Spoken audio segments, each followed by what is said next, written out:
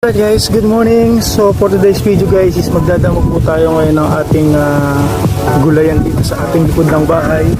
So tara guys, samahan niyo ako kasi masyado ng medyo madamo na siya. So maglilinis tayo, magkukuhan tayo. Magdadamo tayo ng ating sili, tsaka ampalaya. Mamaya magagambol tayo. Tara, samahan niyo ako guys.